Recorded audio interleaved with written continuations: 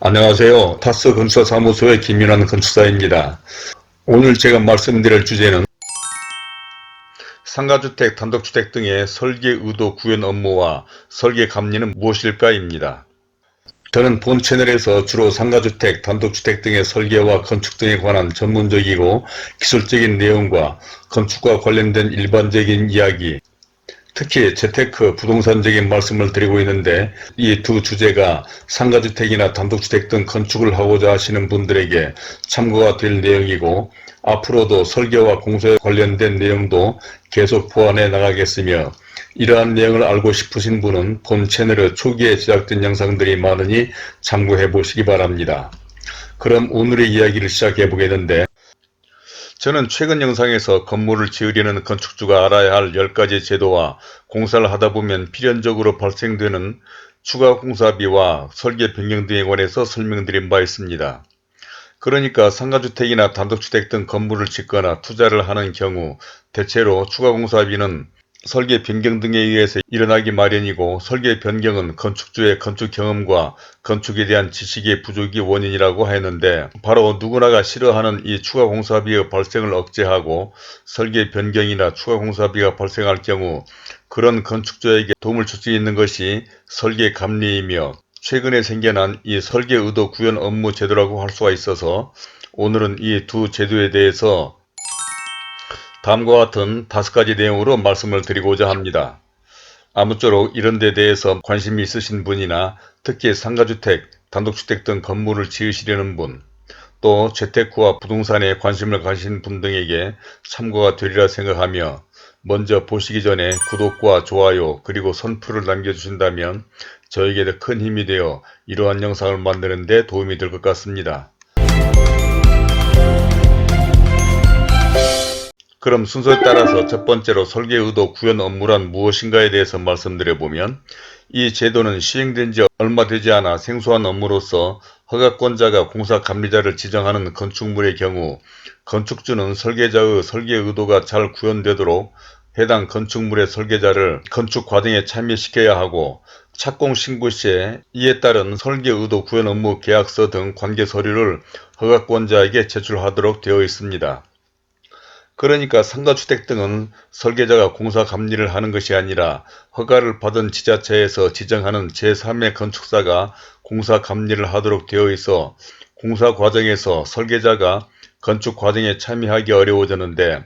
그 건축물을 설계한 건축사를 건축 과정에 참여시켜 설계 당시의 설계 의도가 잘 구현될 수 있도록 건축주, 시공자, 감리자 등에게 설계의 취지 및 건축물의 유지 관리에 필요한 사항을 제안하게 해야 한다는 것입니다. 즉, 이러한 업무는 설계 의도가 건축 과정에서 잘 구현될 수 있는 장점 외에도 실질적으로는 위에서 언급한 공사 과정에서 필연적으로 발생하는 설계 변경과 또 이로 인해서 추가 공사비가 발생되기도 하는데, 그 건물을 설계해서 그 누구보다 본 건물을 잘 알고 또 설계 의도를 가지고 있는 건축사가 바로 이러한 설계 변경이나 추가 공사비를 억제하거나 건축 경험과 건축 지식이 부족한 건축주 입장에서 업무를 행할 수 있다는 장점도 있다는 것이죠. 다음은 두 번째로 설계 의도 구현 업무의 주요 내용을 살펴보면, 이 업무에는 기본 업무와 선택 업무로 구분해 볼 수가 있는데, 기본 업무에는 설계도서의 해석 자문으로 별도 발주 디자인 업무에 대한 자문, 설계도서에 대한 지르시 응답, 제3자에게 기술적 사항에 대한 설명 및 협의를 하는 것이며, 자재와 장비의 선정, 변경에 대한 검토 보완 업무로는 디자인 관련 자재 장비의 선정에 대한 검토와 확인, 또 디자인 관련 자재, 장비의 변경에 대한 검토, 확인을 하는 것입니다. 그리고 시공 모니터링 업무로서는 시공 상세도의 디자인 관련 사항 검토 및 확인, 두 번째로는 외벽 내부 공사 등의 시공 견본의 검토 확인을 하는 것이며,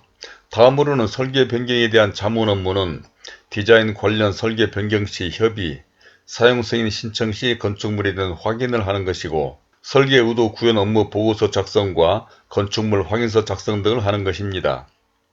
이 밖에도 선택 업무로는 건축주의 요청에 따라 설계 변경 도서의 작성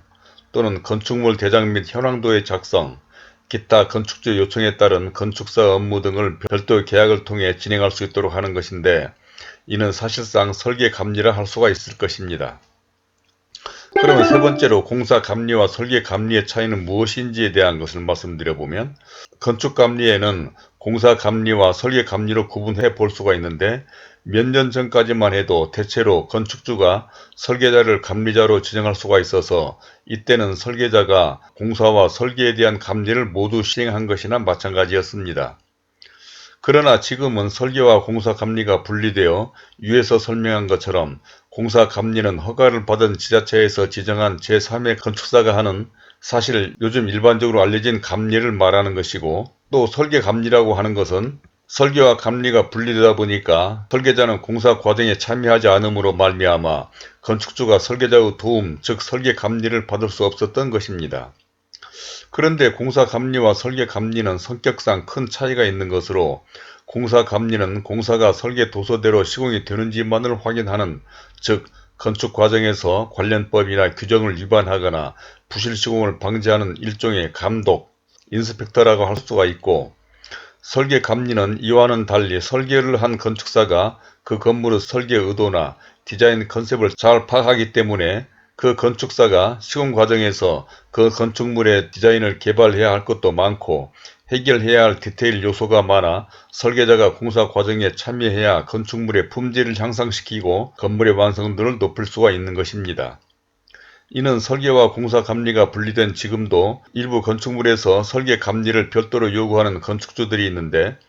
사실 건축물의 품질이나 완성도 등을 높이기 위해서는 사실상 설계자가 공사 감리와 설계 감리를 같이 하는 것이 당연한 것인데, 설계와 감리가 분리된 이유는 설계자는 건축주가 선정한 사람으로서 건축주와의 관계상 위법이나 불법 공사를 방지하는 데 한계가 있어서 설계와 공사 감리가 분리되는 것입니다.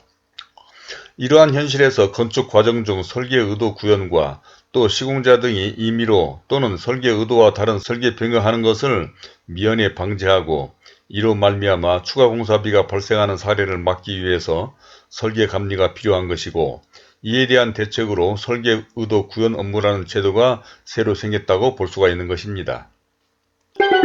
다음 네 번째로는 이러한 제도는 누구와 무엇을 위한 제도인가라고 하는 것을 말씀드려 보겠는데, 사실 이러한 제도에 대해서 일부에서는 건축주가 부담해야 할 비용이 또 추가될 것이라는 주장을 하는 것 같고, 이러한 인식 등으로 아직 이 제도가 현장에서는 제대로 정착되지 못하고 있는 것 같습니다. 그러나 이 제도는 착공 신고 시에 설계 의도 구현 업무 계약 서류를 첨부하게 함으로써 곧 일반화될 것은 분명한데, 이러한 제도를 잘만 활용한다면 이 제도를 위해 소요된 비용보다 훨씬 많은 이익을 볼 수 있으리라 확신합니다. 그것은 위에서도 이미 설명한 바와 같이 설계를 한 건축사가 설계 감리나 설계 의도 구현 업무를 철저히 하는 경우 공사 중에 필연적으로 생겨나는 설계 변경을 줄이고, 이로 말미암아 추가 공사비가 발생되는 것을 막아주는 것만으로도 그 비용 이상의 효과가 있을 것이며, 또 공사의 품질뿐만 아니라 질 좋은 건축으로 건물의 완성도를 높일 수 있다는 점 등에서 여러모로 많은 장점이 있기 때문인 것이죠. 그러니까 현재는 대체로 설계자들이 건축 허가만 마치면 설계가 끝난 것처럼 인식되고 있지만, 원래 설계란 공사가 완료될 때까지 계속 설계를 업데이트해주고 필연적으로 발생하는 설계 변경 등을 위해서 설계를 관리해 줘야 하는 것입니다. 특히 상가주택이나 단독주택 등 주택의 특성, 그리고 대규모 프로젝트와 같이 건축을 위한 전문 직원이나 감독 등을 채용할 수가 없는 이런 소규모 건물의 상황, 또한 이런 건물에 대한 건축주들의 건축 경험과 전문성의 결여를 이러한 제도로 보완해주는 것은 대체로 이러한 설계 의도 구현 업무비가 설계 용역비의 20 내지 30% 정도의 비용인 것 같은데, 이 정도의 비용으로 이 제도를 잘 활용만 한다면 당연히 건축물과 이런 건물의 건축주들에게는 대단히 유익한 제도가 될 것은 분명합니다.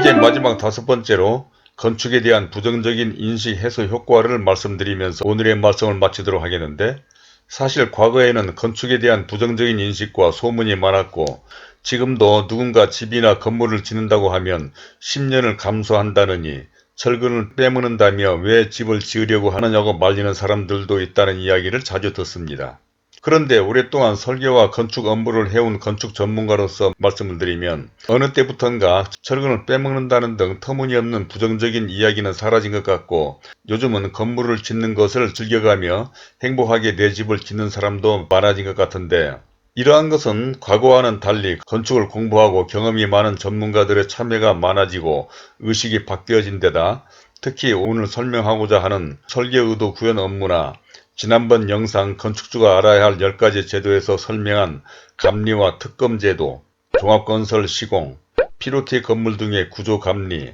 소방 감리 등 새로운 제도가 시행된 것들이 바로 이러한 건축의 부정적인 요소들을 해소하는 데 결정적인 역할을 했다고 생각합니다. 물론 이는 사회 변화와 지진, 대형 화재 사건, 공사 중에 발생하는 각종 안전사고 등으로 이러한 제도가 자연 발생적으로 생겨났다고 볼 수도 있으나 이러한 제도로 비록 건축주들이 부담해야 할 비용이 증가된 반면에 이로 인해서 부실 시공을 방지하여 품질이 향상되고 철근을 빼먹는다는 등의 부정적인 인식이 사라지며 특히 지진으로 인한 피로티 등의 붕괴 사고, 터파기 공사로 인접 건물에 피해가 가고 화재 사건 등을 미연에 방지한다면 이러한 제도로 인해서 소요된 비용과는 비교할 수 없는 이익이 생기는 것이며 또 그러한 사고 등으로 발생한 손해와는 비교할 수 없는 효과가 있다는 것을 인식해야 할 것입니다.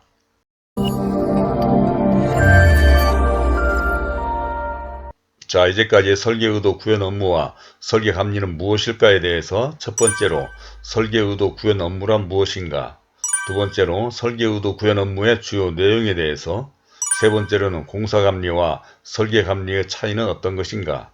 또 네 번째로는 누구와 무엇을 위한 제도인가, 마지막 다섯 번째로 건축에 대한 부정적인 인식 해소에 도움이 되고 있다고 하는 사실까지 말씀을 드려봤습니다. 어떻습니까? 물론 세상이 바뀌고 사회가 변화함에 따라 새로운 제도가 계속 생겨나고 때로는 이러한 제도와 절차 등이 우선 부담스러울 수는 있을 것입니다. 또한 사회 각 분야의 시스템이 변화되고 발전됨으로써 이에 수반되는 각종 사고와 사건들이 지속적으로 발생하다 보니 이를 방지하기 위한 제도도 생겨나지 않을 수 없는 것이 현실이기는 합니다. 그러나 이러한 제도와 절차는 오히려 보다 적극적으로 잘 활용하는 것이 삶에 더 유익한 경우가 많고 이러한 상황은 비단 집이나 건물을 짓는 건축에만 해당되는 것이 아니라 사회 각 분야에 걸쳐 발생되는 일인 상황에서 가급적이면 이러한 제도와 절차, 특히 각종 전문가들을 적극적으로 활용해서 보다 안전하고 편한 생활을 영위해 나가는 것이 좋지 않을까 생각해서 오늘 이 말씀을 드려봤는데 혹시 이런 데 대한 궁금한 점이나 의견 등이 있으시면 선플로 남겨주시기 바랍니다. 그러면 그런 점 등에 대해서도 더 자세한 설명을 해드리도록 하겠고 또 구독과 좋아요를 눌러주신다면 본 채널에 관련된 다른 많은 참고 영상들을 보실 수도 있으며 화면 왼쪽에 제가 추천하는 이 영상들도 꼭 참고해 보시길 바라면서 오늘은 이것으로 줄이도록 하겠습니다. 감사합니다.